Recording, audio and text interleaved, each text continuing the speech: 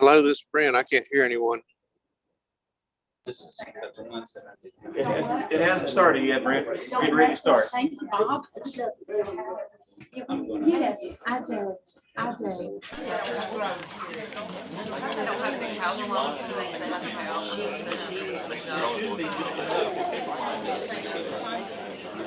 It hasn't started yet, Brent. It's getting ready to start. Thank you, Bob. Yes, I do. I do.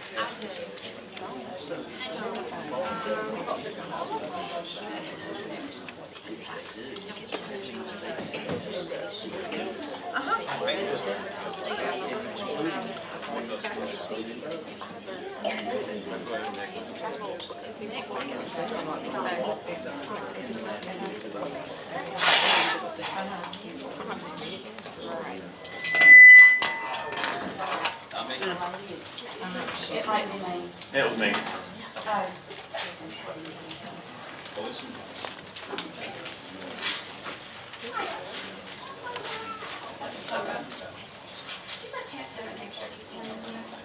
Yeah.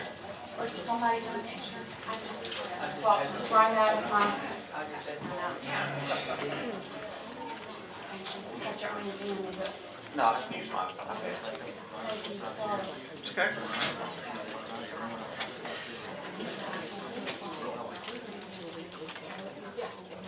Were you ready? We're good. Can everybody turn their mics on? Good morning, we're going to call the meeting to order. We will, so we are here today because the majority of the board wanted to come together to reconsider some things. So this is an emergency meeting. An emergency meeting may be called in order to address the generally unexpected circumstances that require immediate consideration by the board. The chairperson or the vice chairperson, if the chairperson is unable to act, or the superintendent shall call an emergency meeting when it is determined that the meeting is necessary and cannot be delayed for 48 hours notice. A special meeting is described above in section C. I'm just reading to y'all policy 2300. So we're here this morning for an emergency meeting, and for all those questioning, with our board members, with the majority of the board requesting to come back together, I called the meeting, I picked the time. So we will begin this meeting with roll call. Mr. Isley, we'll start with you. And do we have Mr. Huss on the phone? We do. Okay, No, Mr. Huss, can he's you actually hear on. me? He's on Zoom. Okay, so I'm not in control of him. I mean, I can't do anything up here. So we will begin with Mr. Isley. Doug Isley. Paula Rakestraw. Vicky McKinney. Kimberly McMichael. Vicki Olson. Bob Wyatt. Brent Huss. So we do not have an agenda for this meeting. Mr. Isley? I Yes, think ma'am. you had something? Yes, ma'am. Madam Chair, our policy 2020, if I remember correctly, states that even if we have an emergency meeting, that the public is entitled to speak. And we follow the protocol that we have set forth for 1 hour of speaking, limited to 3 minutes, and just ask everybody to be courteous and respectful to the board. And the board is always trying to be respectful to the public. Yes, sir. There's a motion that we, Yes, ma'am. that we have public comment. Is there a second? I'll second.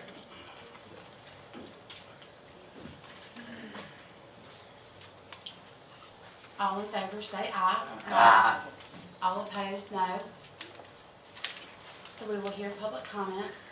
I would like to ask before we begin that everybody in the public, we will do our best to have everybody speak. We do ask that you be respectful. We got a lot of complaints last time from the booing. We will give everybody an opportunity, but we're going to ask you to be respectful.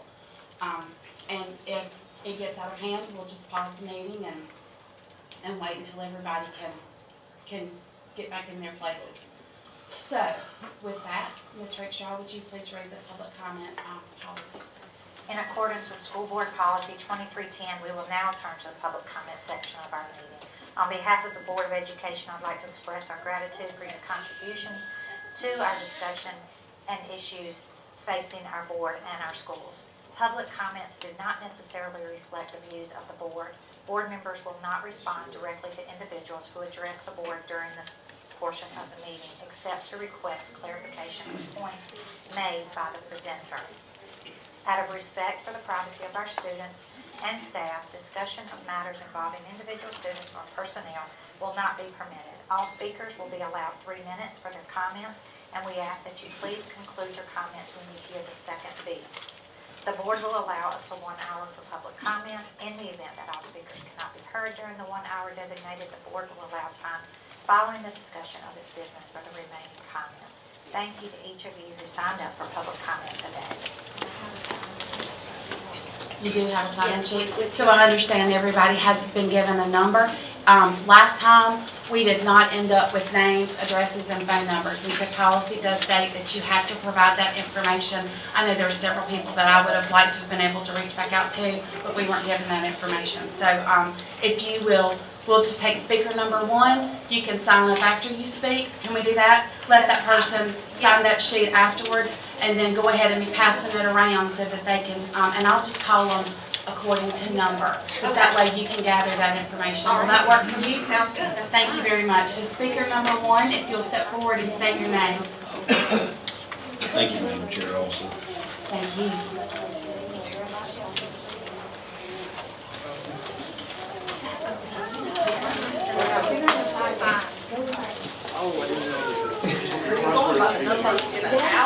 Yes, sir. Whoever is speaker number 1, whoever's number 1.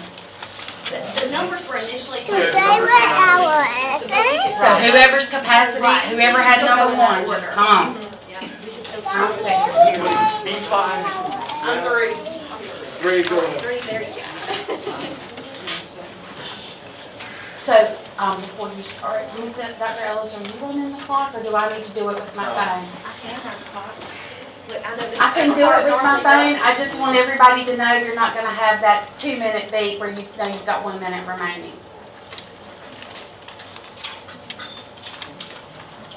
Over there. No, it's not over here. I can do it. I can do it with my phone. We'll just, when I ask you to, can somebody else have a phone with a timer on it too, though? Would you do that too? That would be great. Give me just 1 second. It'd be great if you could, well, I'll set it here to the right of the podium. thanks. Y'all ready? Are you ready? Yeah. Okay, go ahead. Good morning, my name is Jennifer Painter. I'm a lifetime resident of Rockingham County. I'm the mother of 4 children. I have one who graduated Rockingham County High School. He graduated from NC State University and now is living his life. And I have a second son who graduated from Rockingham County High School, now attending Averett University as a senior. I have a daughter currently enrolled at Rockingham Senior High School. And so I come from a perspective of the issues, addressing people being concerned about passing things around, because we had to take a lot of precautions there. So I respect that you'll respect that, and I understand that. He had to be very cautious. He was alive today, we would have to take extra precautions. But never in any time of his life did I ever put my desires and my wants for his protection on any other soul. That was mine and my family's responsibility to take care of him, to protect him. I'm not here to argue if masks are good or bad. I'm not here to argue the scientific evidence, if it's right or not, because it's hard to find true facts today.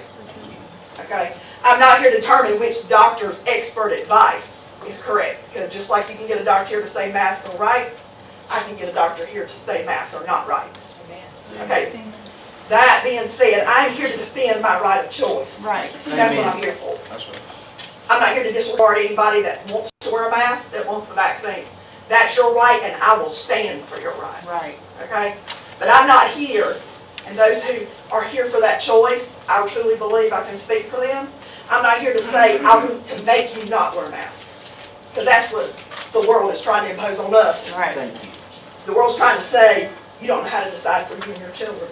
I'm going to make you wear a mask. Okay?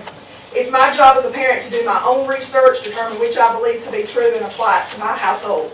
This is the same for every parent and every guardian. It is not the government's job to determine which, and nobody in here, up here on the board, is wearing a mask. You don't impose on our kids to wear a mask when you come to work every day, I think you should have a mask There on. you- All 8 hours. That's- Don't take it off, except to sit and drink or eat. Otherwise, put your mask on. I'm not here to argue against anyone who chooses the vaccine or the mask, just like I have a right, they have a right to. We've been taught in America now more than ever to respect everyone's right, even if I completely disagree. Time, Madam Chair. Thank The you, board Ms. needs to Painter, for your respect the rights of comments. each parent and guardian to decide what is best for our children. Thank you, Ms. Painter. Make for your your choice comments. now.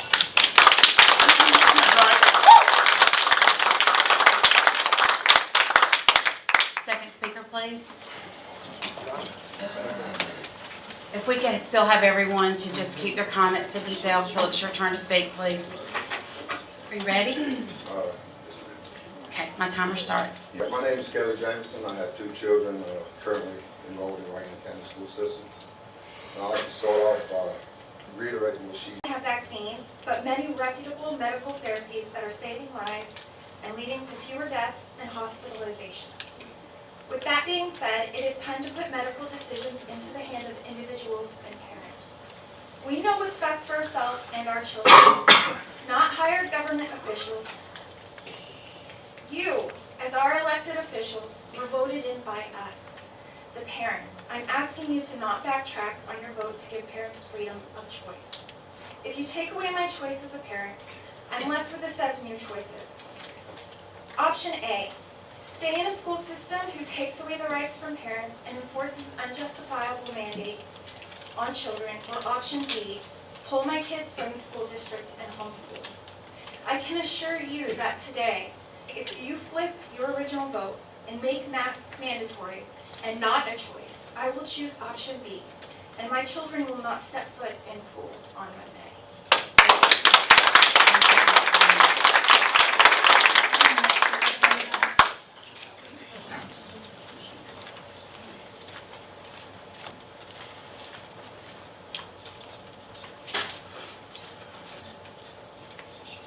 Hi, my name is Honey Trout.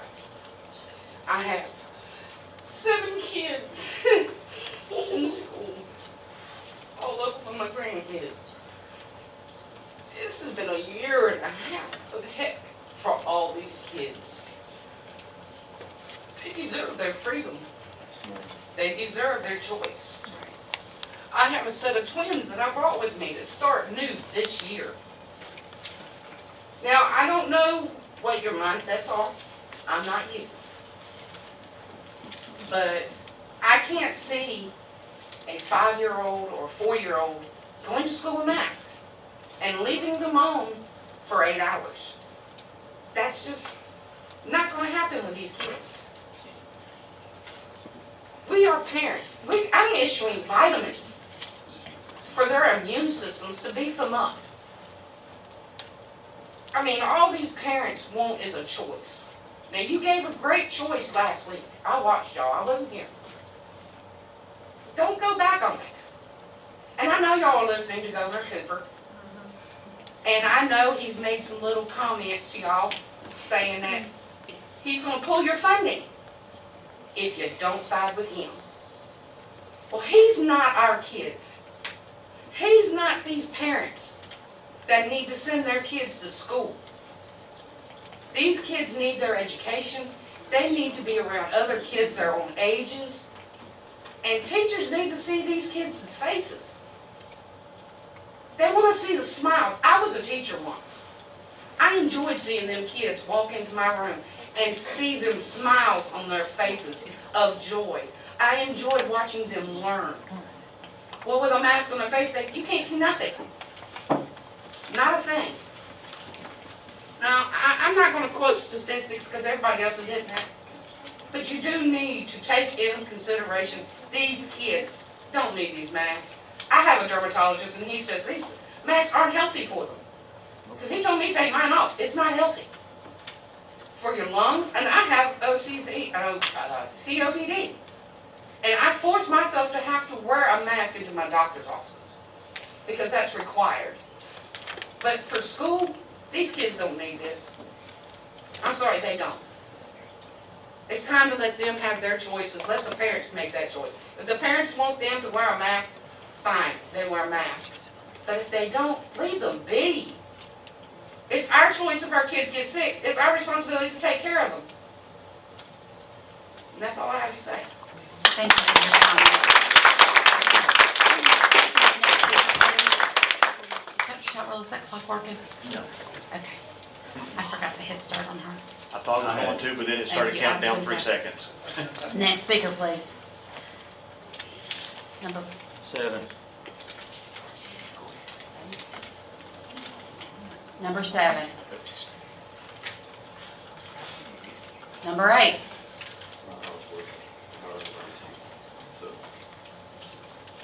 Yeah, those numbers were for seats, but we can get the next and look on what's on next on the clipboard. Okay. Numbers. Yeah, just the next. Who's next? Has Kelly Jamison gone? No. Yeah. 8, 9, 10. I'm 19, I think.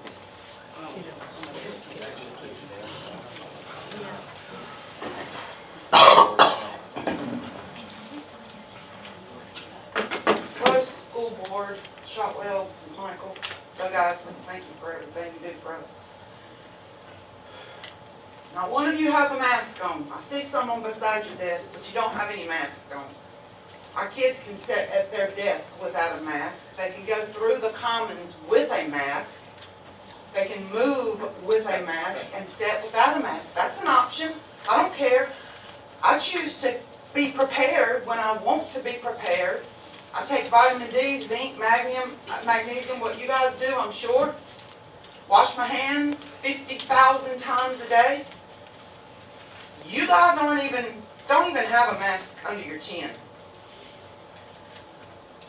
We have seen how the Board of Elections recently had blinding power and how they were kingmakers with money to some of the workers. And in this case, the little people are who we're affecting here. My concern, this is what I posted on a page. I'm not here to debate vaccines or mask wearing. I have my own opinions. It's been working for me for 56 years. One of my main concerns is the social repercussions these masks are having on our children. They are already the most antisocial children in history. I went to Florida with 2 teenagers and practically drove by myself fighting the AirPods and phones in their hands, and it drove me crazy. Not to mention the mental health, and I could write a book on that. Masks are nothing but a mask to screen who they are and how to deal with the world. It is no health reason for a child to wear a mask if they are social distancing, washing their hands, unless they have other medical issues. That lady said if her child were still alive today, I took from her comments that she would take the precautions and not force precautions. My child chooses to wear a mask. I let her wear it. I don't argue with her. I do. I don't. The excitement she had purchasing school clothes and pencils and talking to her friends on the phone, and all I could think about was, oh my God, what if they go to virtual? That's what I'm concerned about. My child cannot withstand another virtual school year. She was cyberbullied, and it's horrible. We know who you are. We know how each and every one of you vote, and we will act accordingly. We will rise up. We will. Is it really about Roy's money? Please tell me it's not, because we'll fund our school. Amen. Amen.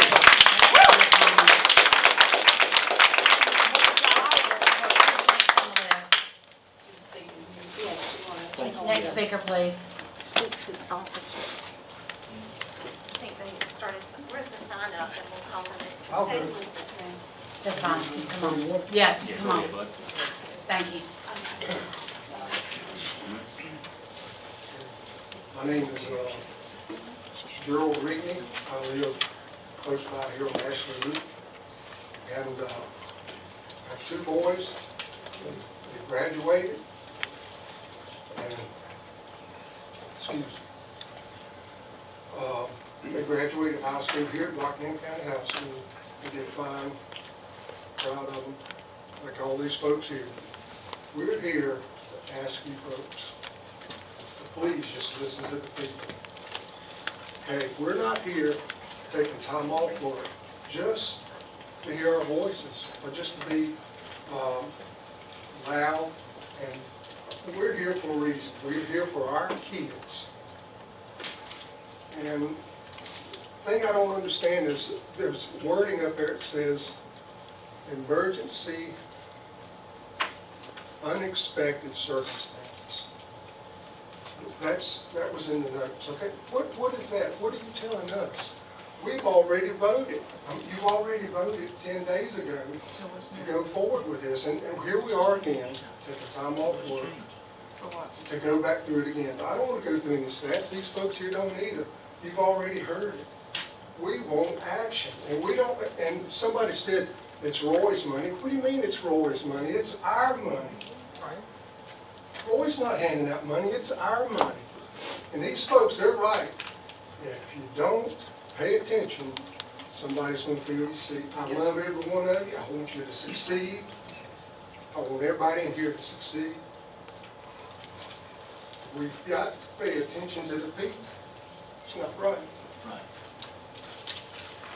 And I took some notes. I drove a school bus for 2 years. And during the COVID, wore masks. It was sad to see those little kids. They weren't little, they were middle school and high schoolers. They get on the bus and it was like, it's like mentally chained down. They can't, they could talk to people, but I mean, it's like they were muffled. I mean, I could see it. I watch them. Watch the road, watch the kids, watch the road, they're muffled. They can't communicate with one another. I've seen it with my own eyes. And I'm here today. I don't usually get involved, but I'm tired of seeing a country go down.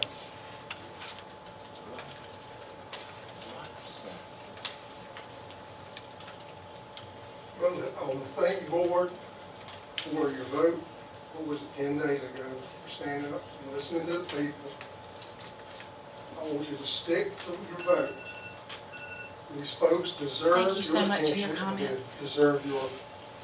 Thank you for your comments.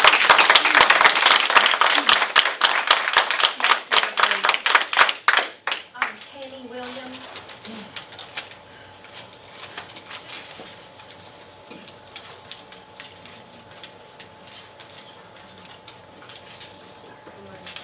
Good morning. That's the TV station. We got you covered right there. So, I don't have any young children of my own in school when I graduated. I have family that has children in school. I have patients. And what we're seeing a lot of in healthcare right now, these kids are suffering from depression, anxiety, malaise, fatigue, difficulty concentrating, difficulty focusing, headaches, asthma exasperation. They cannot see the expression on people's faces. That's how everybody, I mean, come on, guys, really? So, it's affecting them physically, emotionally, mentally. I had a little girl in there yesterday, just crying. She was happy to be going back to school. But she was scared about having to wear a mask, having to do the 6-foot distance.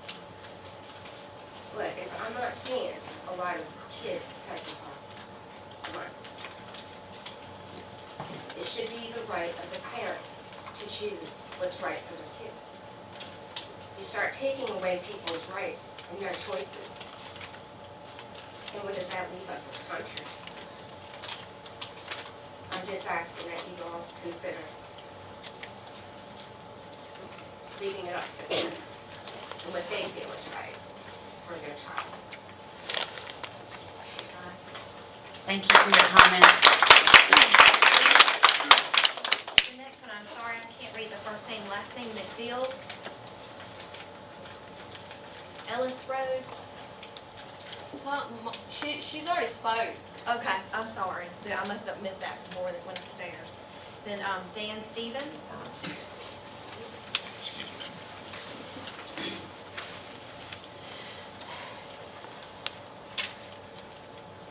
Just let me know when you're ready for me. I'm ready. All right, my name is Dan Stevens. I have 6 kids. I don't have any of them in the school system, but I've got about another 80 to 150 every year that are in the school system that I support with my own time and my own money.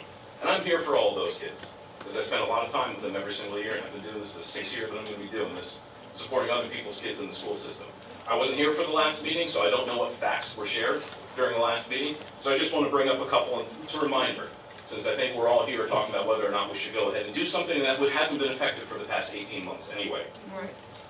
There is a 0.008% mortality rate among children that contract COVID. That is the same, that is factually the same as their chance of dying from a falling object, random falling object from the sky. But you don't force kids to walk around wearing football helmets, do you, to save their lives.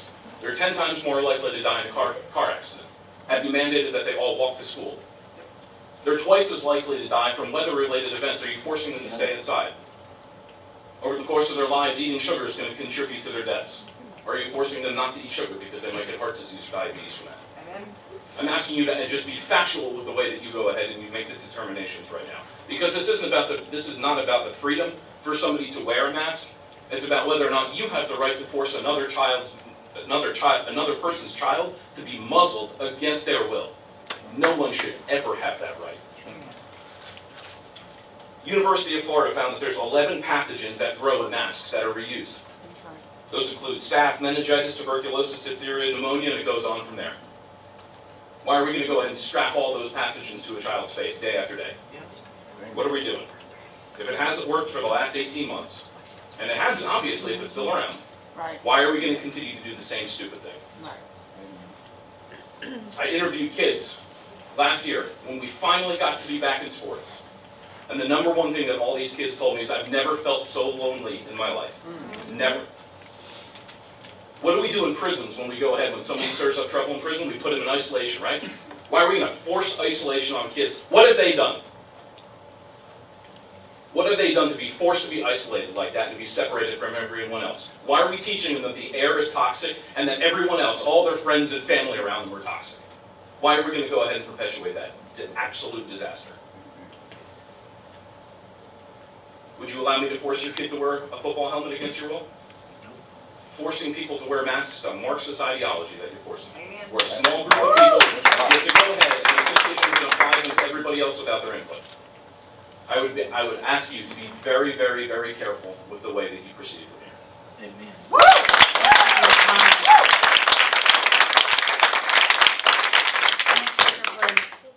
The next one is Joey, I'm going to mess up the last name, Cafaro Stengel.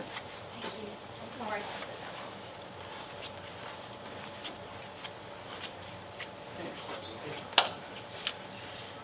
Hey, how's everybody doing? Hey, good morning. First Ready? time I've ever attended one of these, I'm kind of liking this.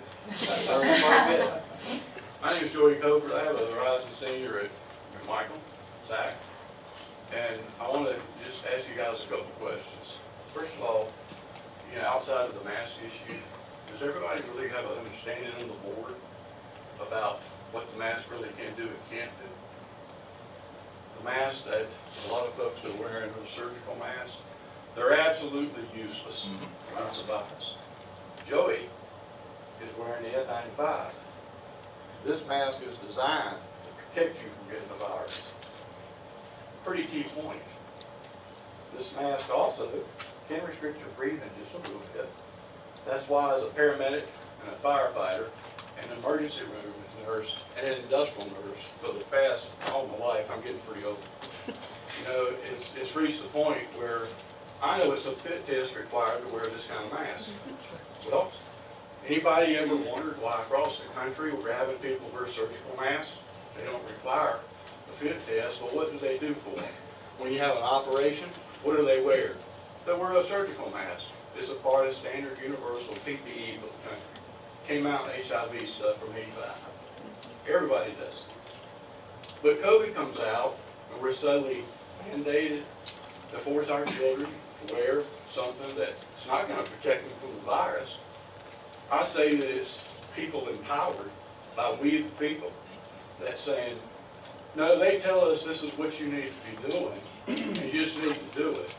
And although we acknowledge that in the science world, that mask, science, the surgical mask, really is not going to do anything but protect a big sneeze or a blob hitting your face or some type of droplet. The virus is still going to get them.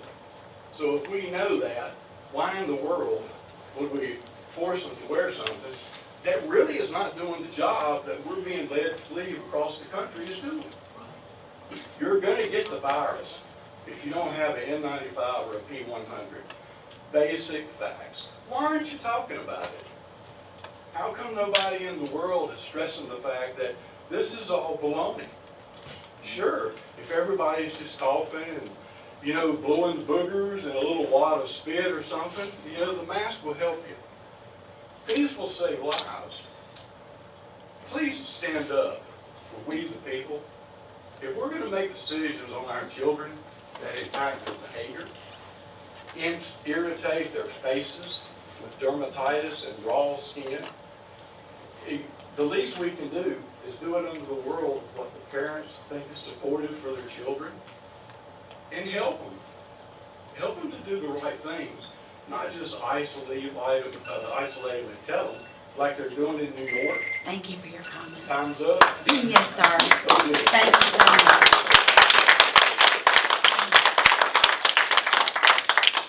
Next speaker, last name Tilly.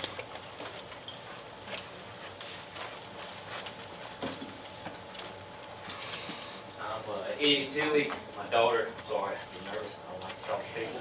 I don't really like to my daughter, she attends Dillard.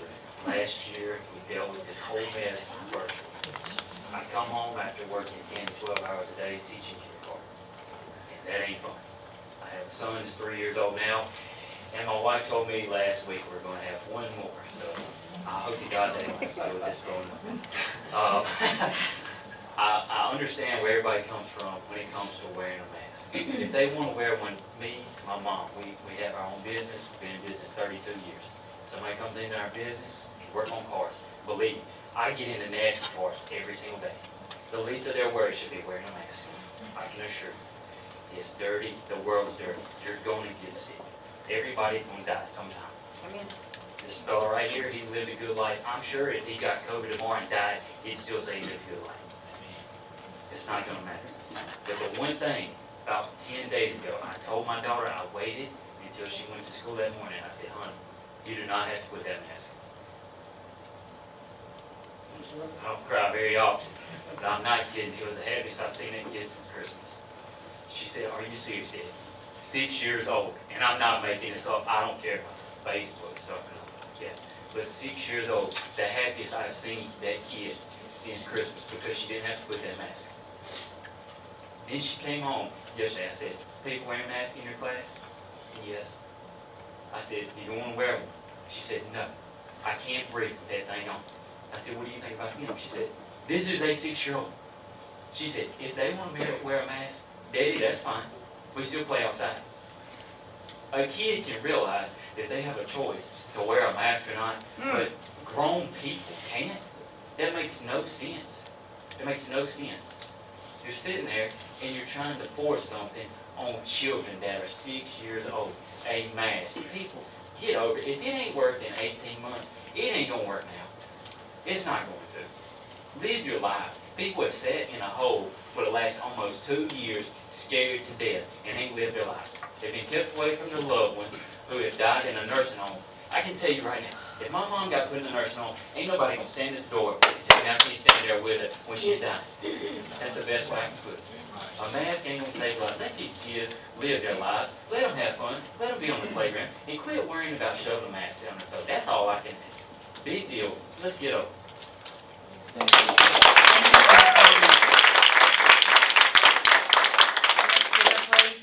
Dana Young.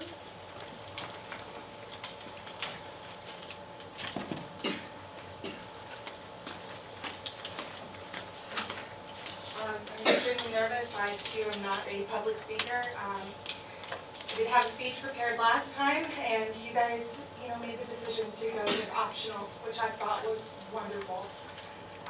I have a 6-year-old child. She is a special needs child. She was born with Noonan syndrome. It comes with a lot of different things. She has a heart murmur. She had aortic and pulmonary stenosis, upper respiratory. We struggled with asthma for the longest time, okay? So I understand what it feels like to want to protect your child. I get that so much. But we are not doing this to protect children. We are doing this to protect ourselves, okay? And to put our needs above our children's. I just can't fathom it as a parent. I would give my child the very last thing I had to eat, and I would starve so that she could live, so that she could be happy, right? So why would we do this? Why would we put masks on children when children have already been shown to not be affected by this virus? It just makes no sense, okay? We're dehumanizing them. We're covering their faces. We're covering the teachers' faces. Last year, my child just started school. I couldn't walk her in. I couldn't be there for her. And sorry I'm emotional. But it was the hardest thing ever. And she was so scared. And she couldn't have the one person there that should have been able to be there for her. Because of, why? For what reason? We've already shown this doesn't work. 18 months. What was it, 2 weeks to flatten the curve, right? And then it was just wear your mask. And now it's just take the shot. What's it going to be next? Right. When is it going to stop? When are we going to finally wake up and say, you know what? It's not working. This is not a real answer to the problem. These kids need to be able to have an education. They need to be able to go to school. They need to be able to feel comfortable in school. 8 hours of wearing a mask. Those masks aren't designed to be worn for 8 hours. How many of you have had your child come home with a different mask than what you sent them with? Yeah. How many times, right? How many of you have had a mask that comes home completely soaking wet, or dirty, or nasty? Yeah. And we're asking these kids to wear these for 8 hours. And it's supposed to protect them? From what? How does it protect them? RSV cases in the summer. Our kids are not getting to build a proper immune system. We are setting them up for failure. All right, thank you for your comments.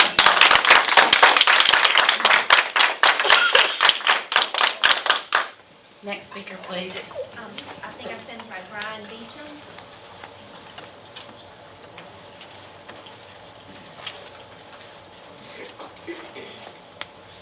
I'm Brian Beecham. Used to work here, I still live in Rockingham County in Stoneville. Used to work at the Moran Hospital. I am one of those physicians that have an opinion, and I'll try to leave it out. My question is, how did we get here? Why did we get here? As a doctor, what makes me good is listening to my patients, looking at my patients' eyes, reading their face, reading their body language. Are they telling me something, but their body's telling me something different? You guys voted last week. I wasn't here. To be honest with you, it was out of sight, out of mind, because I thought you guys did the right thing, and I still do think you did the right thing. And reading body language, sitting here today and looking at everybody in this crew, I see the camera crew, etc., wearing masks. You guys aren't wearing a mask. I think your gut voted for your constituents last week, and I think you did the right things. I think you're setting an example today of what the right decision is. I don't understand how you go from that decision to an emergency meeting about needing a mask. Fear comes to mind. It's what our enemies use against us. That's right. Now it's what Americans are using against Americans, and fellow citizens are using against one another. Masks, gentlemen spoke highly of it. You got to be fit tested. Facial hair makes them not work. They leak. Masks are not foolproof. So the question is why? What's the argument for, a mask? The mask, my take is, and throwing an opinion in here, is if you're comfortable wearing it and you think it works for you, wear it. Great. But the reality is, what happens when kids leave school? You know, what's the goal of a mask? And that's what I would like you guys to just ponder on. Kids need interaction, social interaction with one another. My kids talk behind their phone. Someone mentioned that, drives me crazy. No one knows how to carry on a conversation anymore and interact with public. You guys aren't standing behind black screens, hiding your faces. You're out here having a cordial conversation with your constituents, who I hope you represent. And I'd like you to keep that in mind. You know, the virus is here to stay. We're seeing lots of upticks in my hospital where I work now. You know, it's what can we do about it to protect people? The reality is there's a lot of fear that's been instituted by social media, because that seems to be a way a lot of people communicate these days. There's just so much we don't know. And so, you know, running off the cliff in one direction, one size fits all approach, we're not all one size fits all. We're all individuals with different family circumstances, different values and views for our kids. So I just implore you guys to, you know, just really sit back and you know, think about why you voted the way you voted last week.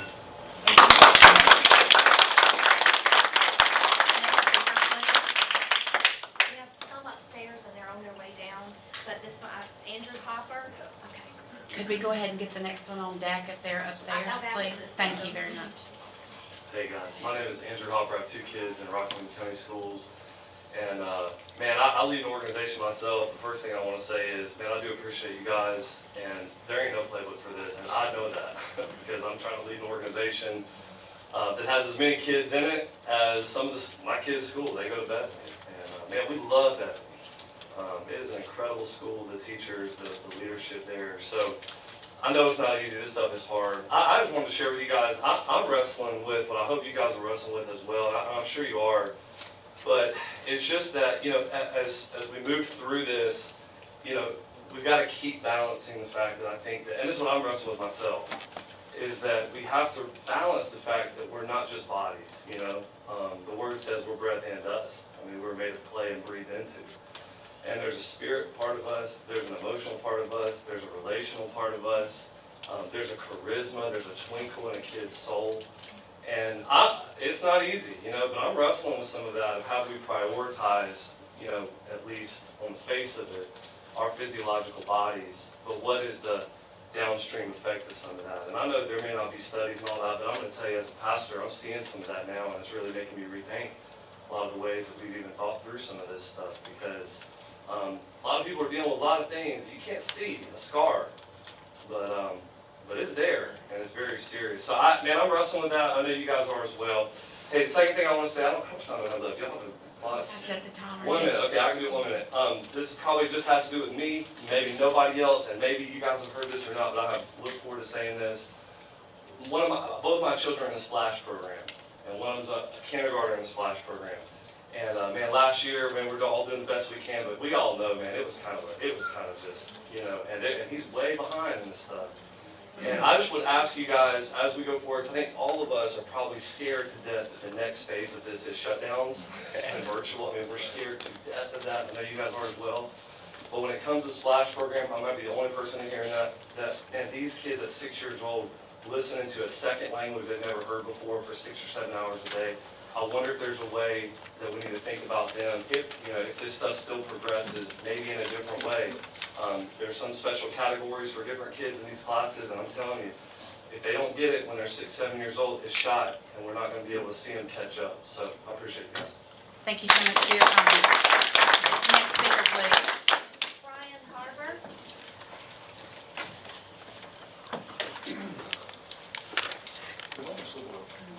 My name's Brian Harbour.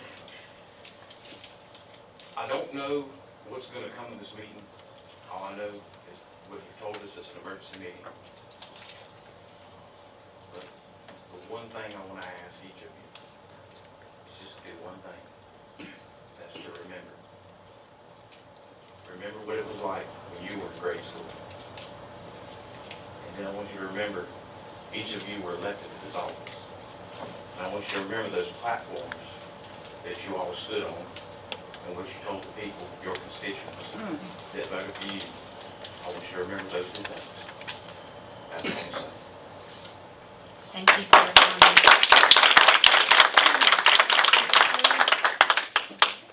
Ashley Bullock.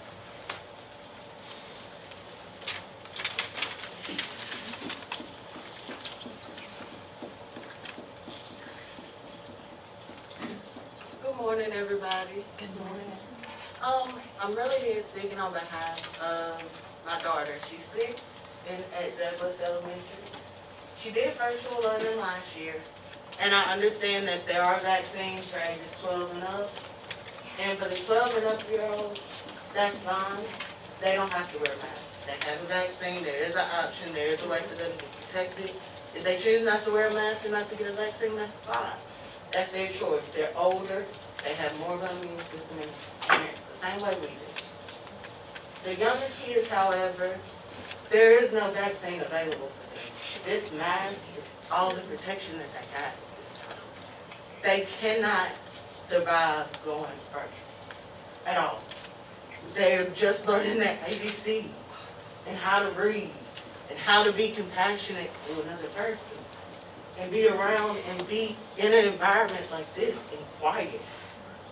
These are all things that are required for in-class learning. These are also things that are required for us kids to be safe. Rockingham County is small, but we've lost a number of people from this virus. And if it's getting worse, I don't want to be in the I've been in the hospital with pneumonia before.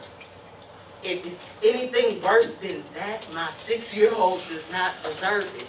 Your children don't deserve it. And all I ask is that for K through 5, they have to wear masks because we cannot afford for these people to have an outbreak and they shut down the schools. That's my only request. Thank you. Thank you for your comments. Next speaker, please. Ryan Moore.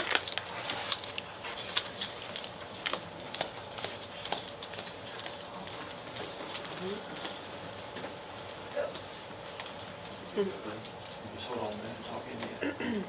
Good morning, everybody. Good morning. My name is Kyan Moore, and I'm coming from Central Elementary School, and I'm just came to say that we should have to wear masks because it's for the kids' safety and for all of our safety. Because if we don't, we'll end up being sick and we'll have the coronavirus. Thank you. Thank you for your comments. Next speaker, please. Rashonda Penn.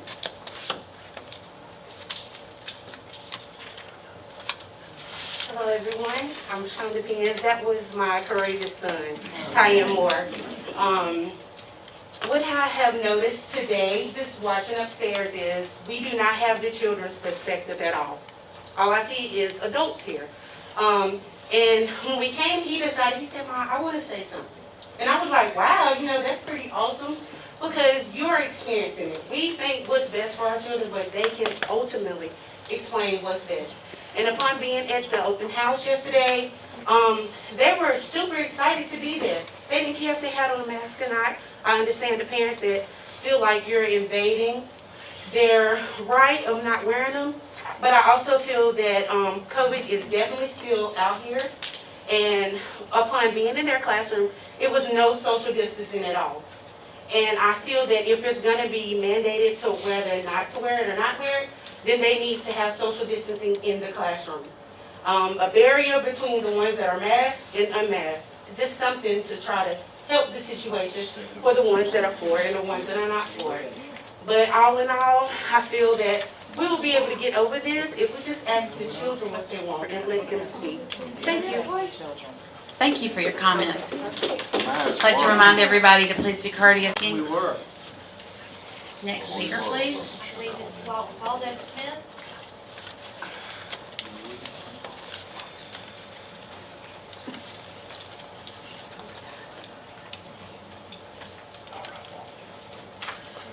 I didn't realize I was actually going to come up here and actually speak this morning, so I'm going to take it to a different direction real quickly. So this morning, every Friday morning at our company, the Walter Smith Locksmith in Reedsville, we actually go over one of our 9 culture points. So we have 9 points of culture inside of our business. And this morning, we actually went over honoring people. And so I just want to cover this for a second. I know it sounds kind of strange, but we like to honor each other, our company, our employees. We are respectful to one another. We love each other. We serve one another. That's part of our honoring our customers, honoring each other in our business. And the same for our customers. Well, just to make it really quick and shortly, a couple weeks ago I was not here, but you guys voted to make everything optional. I've heard a lot of people talking this morning about, and a lot of people are voicing their differences and concerns and opinions and whatnot. But you guys voted for the voice of the people, I believe. The majority of us speak. And I believe if you actually reverse this, you're doing a complete dishonor to those people and those who voted you in to make these important choices. I understand it's very important decision, and it's a hard decision. I have no idea how to negate and navigate. I have my own personal opinions and beliefs. You people were put in power and authority to make the decisions. That's a heavy burden to carry. I'm in business, it's a very heavy burden to carry, especially when it pivots on you. So I understand it's a very hard decision to make. But I just wanted to just bring that up this morning about honoring the constituents, honoring the people who voted you in, honoring the people who are here. And that's really just important to me, and I think it should be very important to you as you continue to have me. I have no idea what this is all about, but I just wanted to share what I believe you should do as far as continue to honor the people, honor the decisions that you have made, and if there are ways to, I'm a person who does not like to hear something cannot be done. There's not another way to look around things. I personally think there are. I don't think it's just one way or the other. I think there's some other options that we should possibly look into. But we've made this decision. I think you would do a huge disservice and a huge dishonor to change it. That's really all I have to say. Thank you. Thank you for your comment. Next speaker, please. Yes, this is the last speaker I have, so if anyone else wants to speak that hasn't signed up, if you'll just raise your hand, we'll make sure to get it to you. Okay. And the next one is Rocky Harmon. Keep your hand raised. We'll get to you. My name's Rocky. I live in Eden. I didn't plan to speak. I didn't want to speak. Came last Monday. I didn't speak. I'm a little bit unprepared here. We've all talked about the numbers. We can pick and choose which ones we want. That's what my degree's in. We can bend them however you want to. I'm not unsympathetic to what this board has to do. I think so far you've done a pretty good job. I'm not unsympathetic to the superintendent. I have to make decisions for the kids in my business. I know more about snowfall and peak rivers and stuff, trying to do that, so I know how it is. And I would love to have to just make those decisions instead of life and death decisions that it's felt like. So I'm not going to talk about that, but I do want to talk about what comes out of this, because I see two things very clearly. One, we do masks, and they don't work because they haven't worked. Right. And then the next step will be a forced vaccination, which they've already done in some school systems out in California. And they don't seem to work right now either. And then we're going to be looking at a forced lockdown again. That's one decision. The other one is if we don't do it, I think this county will probably be punished for it. They will make sure that if there are cases and schools are shut down, and we are held up as an example of what not to do. And so whatever we choose, we have to make sure that we go forward with it with a determination. When you left this meeting 10 days ago, you had a lot of support. Your only job is to get up here and to vote for what your constituents want. And I think it's pretty clear. Right. If you think it's that you know better, well, that's different, I think. So I will say, I don't know what's going on behind the scenes. And I'm facing the same decisions that you are, and several small business owners are as well here. But I look around and I say, if not us, who? You know, if not this county, what county will? And there have been counties that have gone against things, and they stood up for it in reverse. You know, so down in Florida, they've had executive orders that said that they can't put in mandates, and they have, and it's happened. So I don't know what the right decision is. I tried to do my best to get all of the data for it. But I know that I've looked around and there's not much left anymore. And when it comes to our kids, that's kind of the line that we can't cross. Right. So I hope that you'll stand up for them. Thank you. Next speaker, please. All right, Aiden.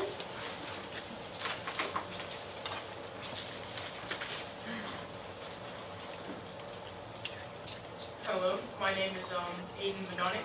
I attend RCC. I do not feel that it is fair for people that do want to wear a mask, force people to wear a mask because they do not work. And that is all I have to say. Thank you. Next speaker, please. Aiden's mom, Jennifer, right?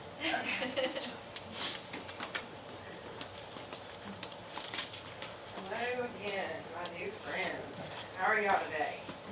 Wasn't prepared to be able to speak, so I don't have any brilliant, large words I've pulled from my vocabulary and library in my house today, but I just want to look at you guys in the eyes and just get some real good, nice pictures here because, you know, I want you to look me in the eye and tell me that you're going to revoke what you did 10 days ago with a straight face and that you don't have any guilt and that you can sleep tonight. And you can sleep soundly with the decision that you'll make today. Because I'm going to tell you what, we're all making big decisions right now, and they're spiritual decisions. They're not political. No matter what you think is going on and you think it's political, I promise you it is biblical. And everybody's going to wake up and see that very soon. For the people who were up here speaking about masks working, I'm sorry that you've been indoctrinated by television and brainwashed. You know, that happened in history, and I have a lot of history books in my library at my house. I have a huge library. We bought a house years ago, and it was a preacher's parsonage, so I have a whole room full of library books. I love to read. I love history. I love to learn about history, you know, because if you read history, then, you know, you can make sure you don't make the same mistakes that people have made in the past. Right. And what we're seeing right now is huge. It's global. It is not just Rockingham County. It's not Eden. It's not North Carolina. It's not Roy Cooper's world, Governor Newsom's world, California. You know, that's not what this is. This is global. And if you think it's going to stop with a stupid mask or a stupid shot, I've got some oceanfront property to sell you in Arizona right now because it's not. These lockdowns are not for your protection.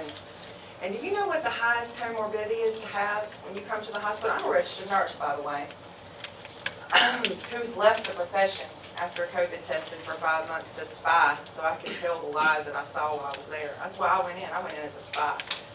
It's obesity. Do you know what protects you? Getting some sun on your skin.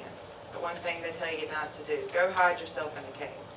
And I'm not here to rehash all of that. Everybody has looked for their own life. Like this man said last meeting, he said everybody's looking for one side's opinion to fit what they believe already. That's what people have been doing in this. And I'm doing the same thing on my side, you know, but I do read both sides. I do watch CNN and I do watch MSNBC, I do watch Fox News, and they're all lying to you guys right now. And if you can't see that, it's not political, and that there's the hugest lie in human history going on right now, it is psychological, it is dangerous. Psychiatrists are warning that our children are being damaged right now because this is mass manipulation. That's right. The last time that happened on a scale that's happening was Nazi Germany. Thank you so much And for I'm your gonna- comment.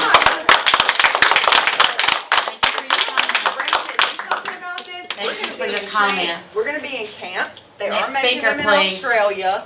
They are forcing their children to get the vaccine. There are people dying from the vaccine. Wake up.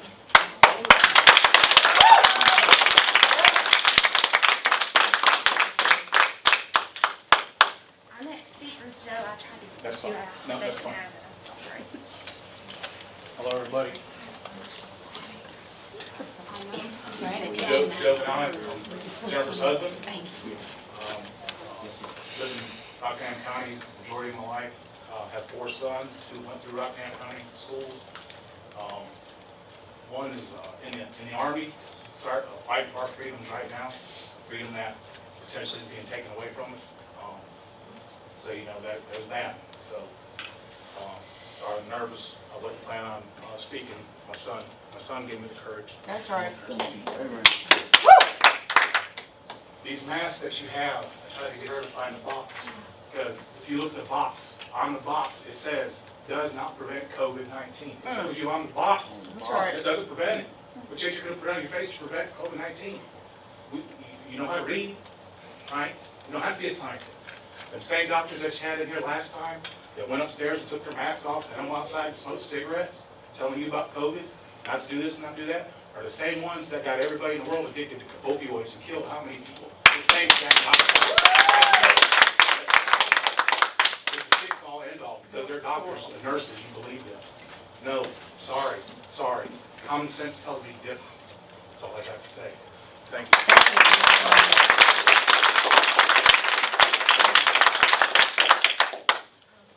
Next speaker. Winkleman.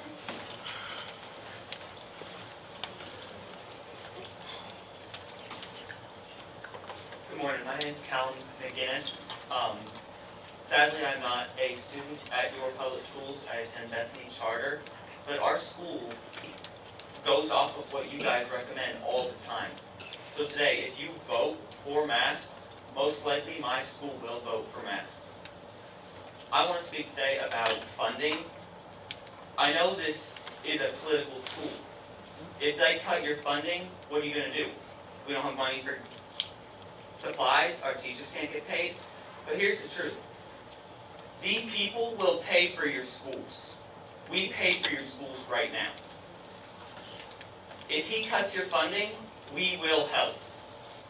But if you vote against it, against us, we're going to leave. And then you're not going to have any funding, period. That's all I have to say.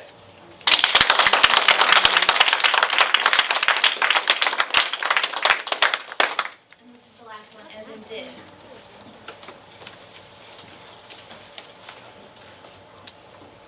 Good morning, everybody. Excuse me, I'm a little bit nervous myself. I do ask, please don't fold to public perception, peer pressure. Don't fold in, don't be blackmailed by Roy Cooper and his goons. Same thing for crazy Uncle Joe. But here's the biggest thing. Everybody in the room, simple question right here. Raise your hand if you vote to make masks mandatory. Raise your hand right now. If you want to make masks mandatory, raise your hand. Mandatory. There's your answer. They don't want masks mandatory. There's your answer. That's them.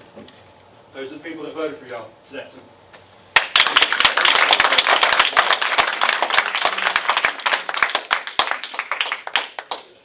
Are there any additional speakers? Anybody else? Is there anybody upstairs?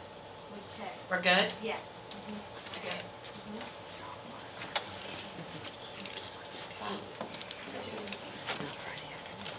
So now we'll move on to the, I guess, the board comments. Would you like to?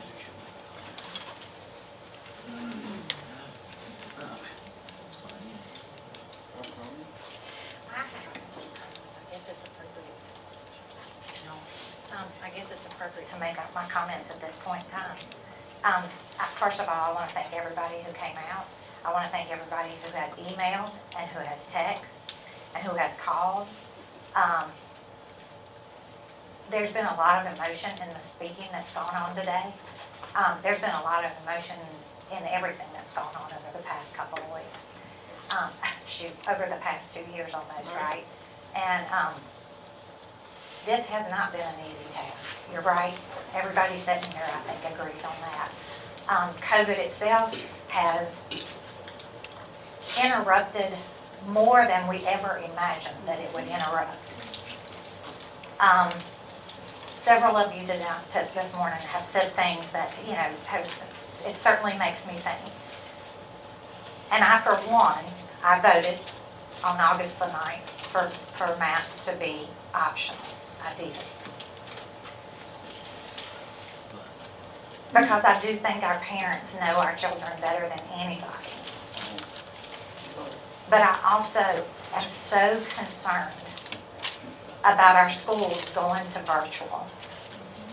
That's the last place I want our kids. I heard people speak about how children are emotionally scarred from all of this. And they are. I've got 3 of my own. And I think that the majority of us up here have children in the school system right now, and or grandchildren in the school system right now. And we don't, I don't think anybody sitting at this table wants to see a mask on anyway. Sorry, I'm speaking for y'all. I probably shouldn't do that. I don't want to see masks on our children. But what I want to see is I want to see our children in our classrooms, guys. That's the most important thing to me at this moment, sitting at this table. When I have to have a conversation with my children about wearing those masks, they cry too. But I want our children in school because I don't want them behind a computer learning Spanish or learning algebra or calculus. And so I just thank y'all. This has been difficult, and I know, look, either way, we're gonna make enemies, right? I figure that's the position we're in. We chose to run for this position. We knew that. We picked be in the hot seat at times. So I thank you. I respect every one of you and every person that has emailed, every person that has called, and every person that has texted. And everybody sitting at this table, I respect what you say, and I appreciate it. But at the end of the day, I have to make a call for what I think is best for the children in the classrooms, to keep them in the classrooms so they can be educated the best way they can be. And that's all I needed to say. Can I have a question, Ms. Rachel? I think we're done with public comment. I just want a question. I have a question for you. Just for you. Can you talk to me after the meeting? It's been, Madam Chair. Yeah, I'm sorry, excuse me, everybody. The board members cannot, policy dictates that we can't go back and forth. oh, it's just a question. Could she answer it afterwards? It's gonna be, after the vote, it's gonna be too late for the importance of the question.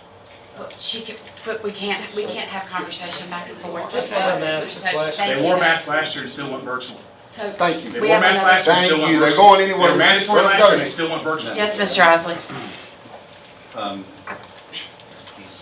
Thank you. Folks, we're servants to the people. We were elected by the people.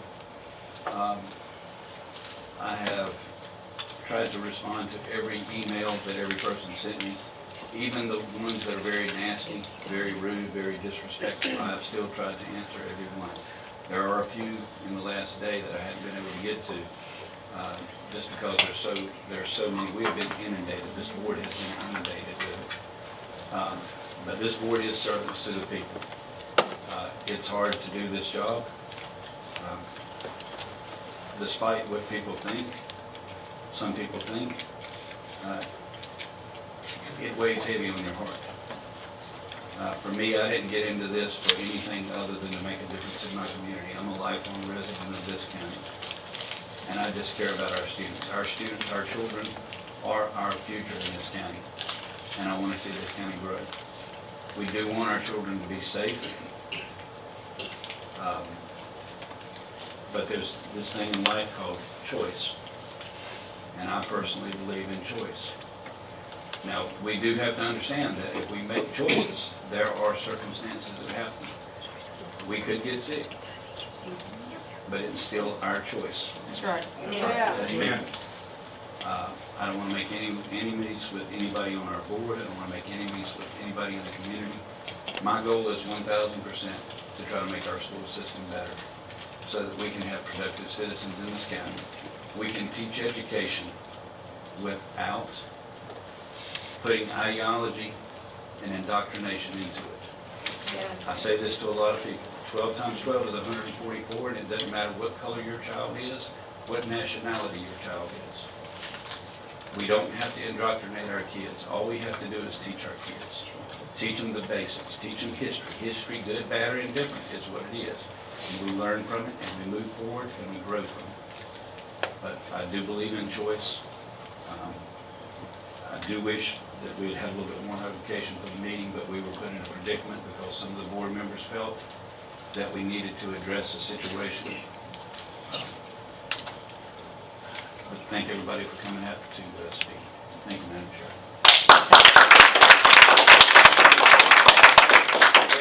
Mr. Wyatt? Okay. I sat down last night and wrote down my thoughts. A quick review of the year 2021 exposes obvious traits. 2021, think about that school kid. Think about your child in that school. Students missed in-person training and in-person instruction. Many students performed well below their ability. We know the real numbers. Bob, could you pick up your microphone, please? We know the real numbers too. That's more stats to y'all later. We know what's really going on with y'all. Sorry. Our main reason for being is to ensure that students have the ability to grow intellectually as well as socially. Think back 6 to 10 months. Consider the social vacuum that our students were in. Many suffered tragically as interactions with friends were on a screen. In fact, most of it was on the screen. The ones that woke up in time to turn the screen on. Students suffered academically as they watched passively as teachers attempted to motivate them. Learning is an active exercise, involves interaction with others to fully understand basic concepts. Many years ago, I was building a house. I took a class at Rock Tech in bricklaying. Now listen, you can watch a brick mason lay brick all day long, but until you pick a trowel up and spread the mortar, you don't know what's going on. You do not learn passively. We should weigh options, make our decisions based on what gives us the best chance of having our students in school, and not continuing to repeat 2-week quarantines. Folks, if we have a child in a class without mask and one is exposed, the whole class is going to go out. If the mask works, why does it matter? They had Just catch it with the mask. Masks do not work. That's what I'm saying. Pull your kids So out of go school. around. Pull your kids out of Oh, school. mine will be. Virus test out in the holes. in Ladies and masks. gentlemen, we ask that you please let one another speak one at a time. Everybody's had their chance to speak. It's now the board's time to speak. We ask that you please be respectful of that. Madam Chair, this is Mr. Huss. May I speak? Yes, sir.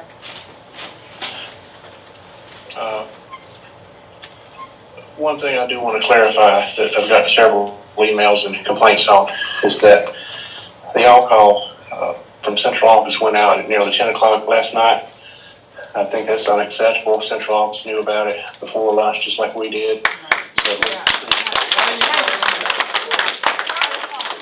I just want the public to know that the board had nothing to do with that 10 o'clock alcohol going out.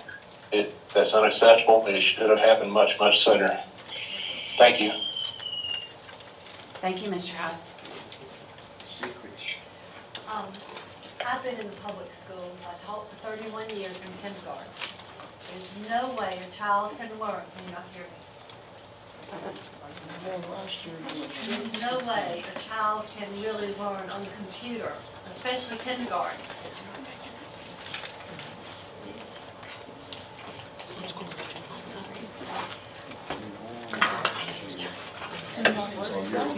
Okay, let me start again. I taught kindergarten for 31 years in Rockingham County. I know as a professional, a child cannot learn on a screen. They cannot, socially, emotionally, they cannot do that. Foundations, the things that are treated, they need to be in the classroom. There's been a private school in this county that's already had to shut down because the masks were optional. So they have decided to be out of school for 2 weeks and then they'll go back with masks. But we've got to take the children into consideration. They're our main concern. We want them in the classroom. It's a ripple effect. If they go home, parents can't work. Parents are going to have to be at home with their children to do virtual. and it's not working in this county. It really isn't. Test scores are down. And we need to really have our children in school. And remember, we all stumble, we all make mistakes, but every one of us, that's why it's a comfort to go hand in hand for the betterment of our children of Rockingham County. Thank you. Ms. McKinney? You don't quarantine the healthy. Put your mask on then. Hypocrites. As a retired principal and educator, teacher, I know firsthand what children being at home can do to their education.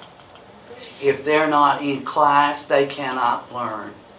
Like Mr. White said, they cannot learn on a screen. They have to have hands-on. I have 2 grandchildren in school. I don't want anything but the best for those 2. I want them to be safe. And I want them to learn. And to be able to do that, they have to be in front of a teacher. Otherwise, they're losing part of their education. I go along with Mrs. Rakestraw on the things that she said this morning. I appreciate each and every one of you and your beliefs and thoughts. You have that right. Please allow her the time to speak. You have that right to your belief, as I have my right to my belief. My vote will be how my conscience leads me to protect the kids of this county. Folks, I gave you the courtesy of being quiet while you spoke. I expect the same. I do think that, in part, you are thinking of your children just like we are thinking of your kids. Yes, my platform running was for the teachers and the students. That was my platform. And I know what I feel in my heart, what I have been led to believe in this matter, and you probably are not going to like it. But that is my choice.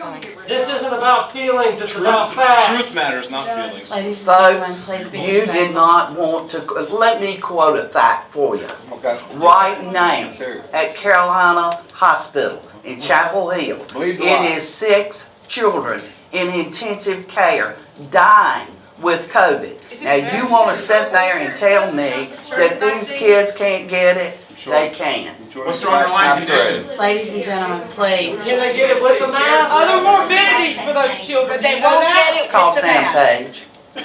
Ladies and gentlemen. Were those kids hospitalized? Were they wearing a mask? What are their other morbidities? Do you know the facts on Ladies that? and Were they gentlemen, wearing a please mask? calm down and let us continue speaking. Should be voted out. So now it's my turn to speak. Last night, to clear up the confusion about the all-call, we had several complaints that there were various forms of information that went out about the original meeting on August the 9th. I reached out to 4 different board members. We all agreed. We actually discussed yesterday and thought that an all-call might be going out. 4? I have to have a quorum. Thank you. And so we did. Vicki Austin and I did ask Dr. Shotwell to make that phone call since an all-call did not go out. I did not get one on my phone. I hadn't checked my home phone was unplugged, so I was unaware if one had gone out in that format. We did request that the all-call go out. So that was not something that was planned or plotted by central office. Sure. In addition to that, I do respect all of my colleagues on the board. No, you don't. However, I do feel that in my heart, it is a parent's right to make the choice. So you applaud me now, but you were booing me before I spoke. Talk about it. So, All the board members should have been contacted, not just a quorum. Thank you. I do believe that it is a parent's right to make choices for their children. With that, Anybody that feels like that they need to make a different choice, I understand that. I support it.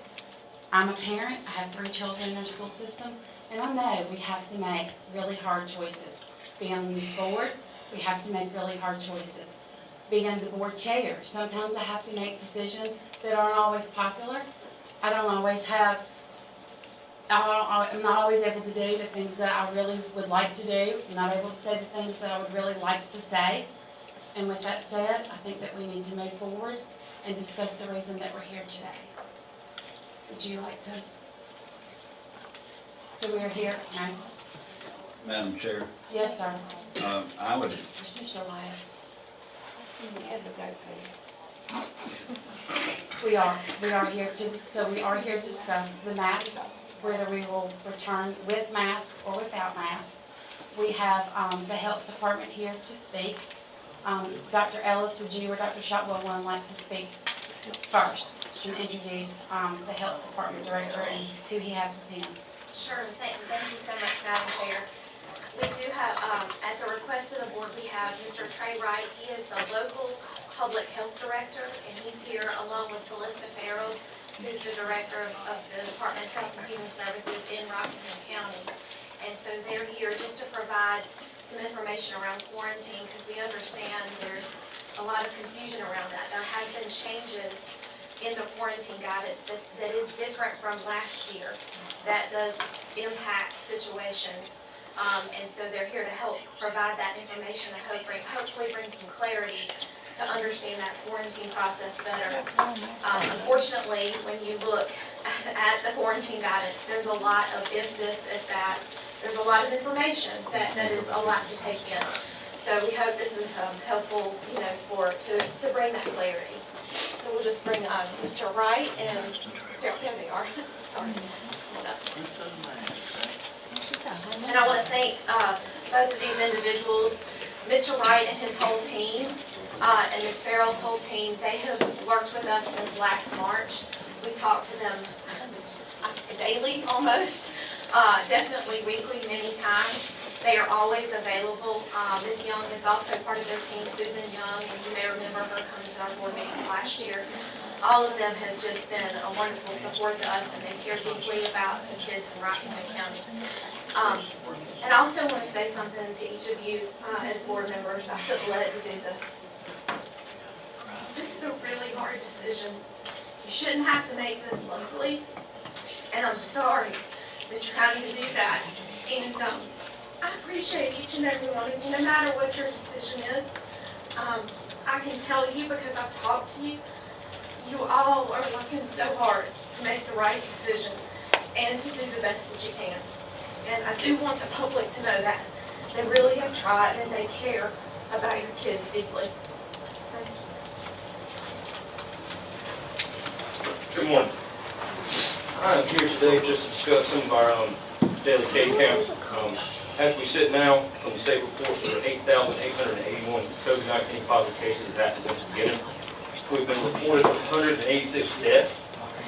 More about that, I do want to talk about the vaccination efforts. How many deaths were reported? 39% are fully vaccinated. With that, to a breakdown that I could extrapolate, that's about 1,000 kids ages 12 to 16 that have been vaccinated here in the county. So I do want to bring up, since August 9th till now, there have been 377 confirmed cases that have been reported to us in the state. Of that, 57 or 15% of those cases are under the age of 16. Deaths have been reported to us. This month alone, there have been 6 deaths, 2 this week that we know of. 2 days ago, we had 47 cases reported to us. Yesterday, 55.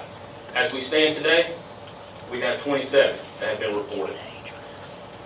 I wanted to bring those numbers to you in case. I also want to introduce someone from the state to give more information. I want to introduce Dr. Zach Moore, who is the state epidemiologist and the epidemiology section chief at NCDHHS. How many of those cases were kids? Okay. Hey, thank you, Mr. Ray. Can you hear me? Yes. Yes, we can.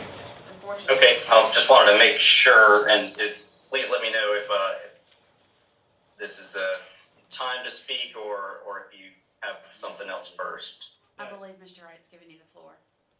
Okay, thank you. And I really do want to echo what you're hearing from the others. Want to thank the folks on the board, all the education and public health leaders who are having to make these decisions, because I think if there's one thing that's really clear is these are very hard decisions to make, and I appreciate you doing what you can to help the well-being of our children. Also appreciated getting to hear from the parents and some of the children in Rockingham County and hear your concerns. And I know this has been just a incredibly stressful and awful year and a half on so many fronts, and really appreciate you taking the time to make your voices heard. I want to say thank you especially to the leadership there for continuing to relook at these issues, because we've clearly seen during this pandemic things change fast. I did not expect us to be at where we are in middle of August coming back into school. The Delta variant really threw a giant wrench in everybody's plans. So I think it just re-emphasizes how important it is to keep looking at the policies and the decisions in light of things as they change, because it's things are not staying the same. So basically, I just want to really be clear. Our goal is to have kids in school, and I've heard a lot of the similar sentiment from parents and board members who experienced that with your own kids, the challenges of kids being at home trying to learn remotely, and we are very solid on the benefits of in-person education. And the goal of the toolkit and all of the mitigation strategies is to be able to keep kids in school by preventing transmission, because when we do have cases, those kids are going to be isolated and they will be out of school. When we do have exposures, those kids will be quarantined and will be out of school. Mr. Wright mentioned, I think it was Mr. Wright, mentioned changes to the quarantine guidance that with the current Strong Schools toolkit, that if there is an exposure where both the person with COVID and the person who is exposed are wearing a mask, quarantine is not required in those situations. So that's one way to keep kids in school. But moreover, just everything we can do to prevent transmission in schools is what we need to do to keep kids in school. Unfortunately, we are already seeing a big uptick in clusters in schools. A lot of that is athletics, that type of thing, but some of it is just classroom transmission. We've had some very large clusters, individual schools with more than 50 cases, kind of right out of the gate. So transmission, this Delta variant is much more infectious, and so the risks are higher. If you look at Rockingham County right now, the rates of new cases, as Mr. Wright mentioned, are going up and are already more than 2.5 times the level that CDC defines as high transmission. And that's really true across the state. We're seeing big increases across the state. So the mitigation steps that are needed during a period where there's so much virus around are different than the mitigation steps that might be needed when there's less virus around, and maybe the mitigation strategies that we would have hoped by this time of late summer to be in a time of lower transmission where some of these things wouldn't be needed. But at this point, what we're clearly seeing is, with the level of virus out there in the community, it is getting into schools, and we need to do what we can to prevent it from spreading, so we can keep kids in school. Just a couple things I wanted to address that I heard. First, on masks themselves, and I don't expect to change any minds for folks in the room, but I will just say that we do have very solid evidence. I heard several people say they don't work, they haven't worked for 18 months, why would they work now? That only N95 masks work, etc. We do have, a lot of evidence that we've gained just since COVID began about COVID specifically and masks in school specifically. That shows the effectiveness of that strategy. Is it perfect? It is not perfect, but it is one strategy to layer in. Ladies and gentlemen, could you please be respectful of the presenters? Our presenters do not have a 3-minute limit. How do you sign up to be a presenter? How do you sign up to be a presenter? I want to be a presenter. How do you sign up for that? Where do you get that? I'll wait. Pharma doctor, you sell out. And then the other thing, just as a pediatrician and, someone who specializes in pediatric infectious disease, I feel like it's important to address some of the things about kids and kids don't get sick, and this is just for others and not for them. And I will say that, it is very fortunate that most kids who get COVID do not get severe illness, do not require hospitalization, and that's great. That's really, one of the few bright spots with this particular respiratory virus, that kids are at much lower risk of severe infection than older people. But it does happen. We have seen the rates of hospitalization in children going up rapidly as cases have been rising with the Delta variant, and that includes school-age kids, 5 to 17. Those hospitalization rates are increasing very sharply. And, I would also say that, and thankfully the number of deaths is small. We did just have another death in a child in North Carolina. And those are always tragic, but those numbers thankfully are small. I would just ask people to also keep in mind a couple of things in terms of kids' risk themselves. One is that there are some things that can happen with kids. There's a particular syndrome that you might have heard about, MIS-C, multisystem inflammatory syndrome in children, that can happen after the fact, after they get COVID, where they can develop complications later on. We're watching very closely because our rates in kids right now are as high as they ever were in the peak in January, so we're very concerned that we might start to see those.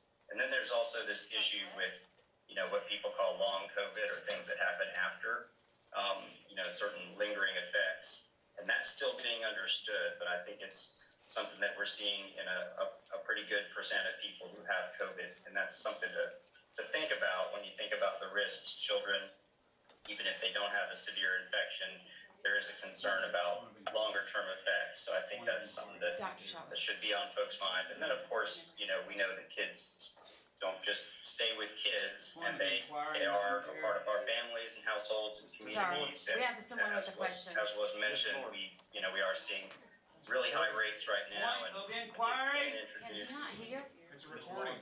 It's not even real. Mr. Moore, it can introduce infection into their families, into people who are at higher risk, and that is something that we unfortunately do see. And it's been mentioned right now, but Are you serious? Mr. Moore, Dr. Moore. You gotta be kidding me. Is he not live? Kidding me! It's recording.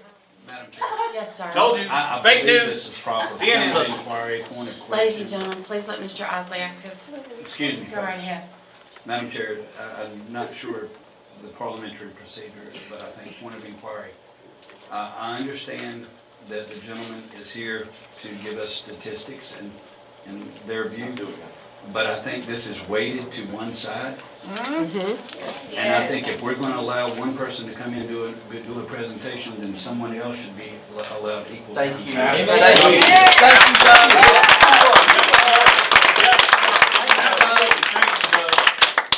Thank you, Mr. Isley. Thank you. Mr. Ryan.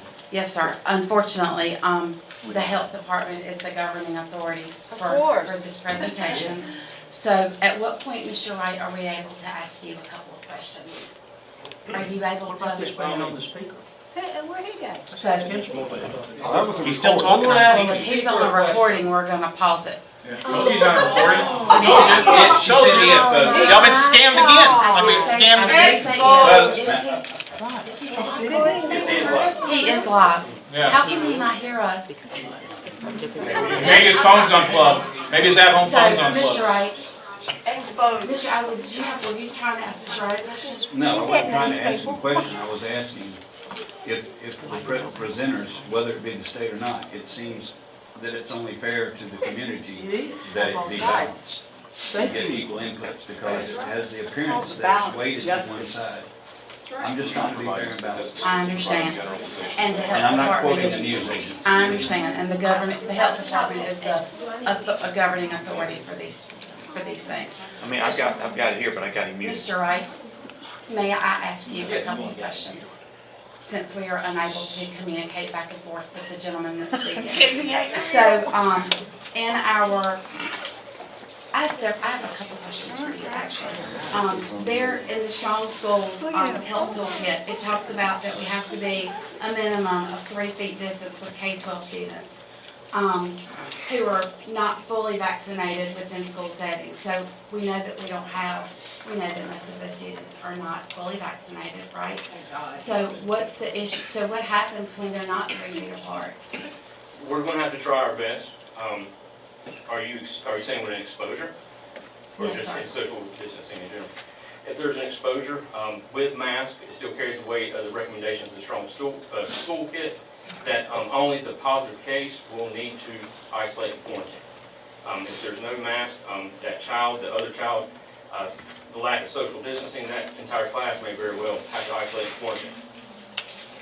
Okay, and I'm sorry, I really hate to interrupt you, but I just want to make sure I heard what you said. If a mask is on, they will not have to quarantine unless there are symptoms.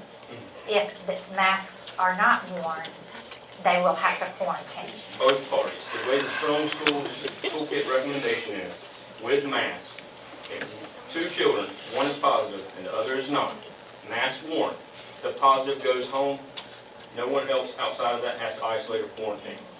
CDC does recommend when there is an exposure, they do need a test about 5 days afterwards. But again, with masks on, the only party that goes home at that moment is the COVID-19 positive case. But they would still have to quarantine for those 5 days till they could get tested, I got a correct? question. How can they test positive if they're wearing a mask? That's right. Think the mask works. Why do we need a mask? so I have a question for you.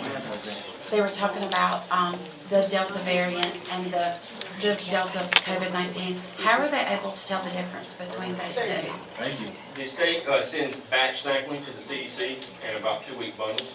They do not have the capabilities at the state public health labs, to my knowledge, to do genome sequencing, so that's how they do that. Do you have an alpha, lambda, epsilon, omega? Do you have the rest of the Greek letters or just the delta Could we right please now? ask the audience to be respectful to the I procedures? just want to know the science. Are there any additional questions from the board? Are y'all gonna provide the N95 mask? Because we know the one he's wearing right now does not work, nor does the one around my chin. Mr. Wright, I'm so sorry. If the board members have no further questions, we will dismiss you separately. Ma'am, I do have a question. Just say it. Just say it. And so he said that they would have to get tested after the 5 days, so they would still have to quarantine. So, board, we are here to discuss whether or not we are going to have a mask fit. Any further questions for Ms. Perkins, for Dr. Ellis, for Dr. Shotwell? Madam Chair, Yes, Mr. Isley. I move that the board continue the policy that we already have in place. With the understanding from the public that this is a choice, but a choice always has outcomes, and it may not be good. Right. We'll take the choice every day. I move that the board keep the motion that was made at the last meeting where it was a 7-0 vote, and with the understanding that the public understand that there are things that can happen, and God forbid anything happen to our kids. That's my motion, Madam Chair.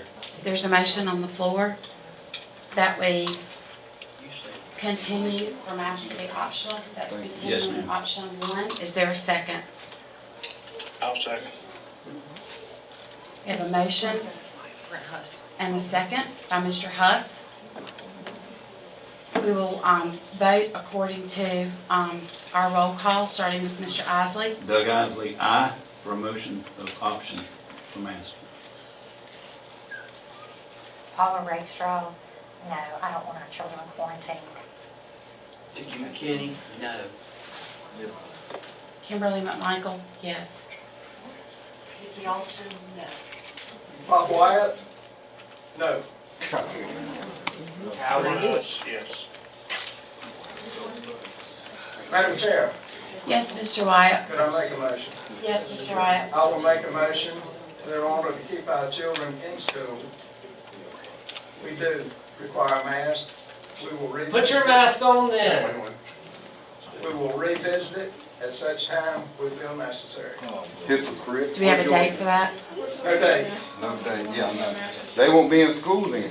Masks don't work. Yeah, we're pulling our kids. If y'all Kids do are this. coming We're out. pulling Where's our your kids. mask? More For numbers. masks. We'll get If huge. you're gonna make There's my a kids motion. wear More masks numbers in that are, school, where's get your off mask work right Ladies and now? gentlemen, pulling their kids. please. There goes my. We have a motion How can you for vote no option with no 2. mask on? Is there a second? There is a motion on the floor for option 2 for masks to be mandated, and we will revisit it at a later time, As we see fit. as we see fit. After election day. Don't Is there a worry. second? You don't have to get frustrated, Bob. Is there a second, Mr. You're not even wearing a mask. How do you go for our kids to wear a mask when you're not wearing one right now? You gotta gather. I've got a second. Flip-flop thumbs. Don't close your schools. You're a coward. All in favor? We will vote according to our roll call, starting with Mr. Isley. Doug Isley, no. Paula Rakestraw, yes. You hear the kids crying? Communist. Nazi Germany, lady. Kimberly McMichael, no. I'm a real Republican. Alston, yes. Bob Wyatt? Yes. Do you hear the children crying? coward I also. can't hear the last I vote. can't hear the vote. Mr. Huss? Yeah. Mr. Huss, are you with us? Yes, I voted no. Okay, thank you, I can hear that. So we will now, so we will Put your now mask be on, Bob. operating under motion, under option 2 Yeah, for Bob. masks to be mandated, and we will You wanna vote no, put your evaluate mask on. in the future. Are there any additional comments to be made? Yeah, there's kids out there crying that y'all just hurt. Madam Chair, I make a motion that we adjourn. You think it's funny, Bob? You think it's funny? There's nothing funny about this. You're sitting up there with no mask on, telling us you're I'll, gonna make you our got a kids wear motion for masks. the meeting to You adjourn, don't see the hypocrisy in and that? I got a second. You smiling about? All in favor say aye. Aye. All opposed say no. No. Okay, so Germany all over again. the ayes have it. Motion adjourned. Where does it stop?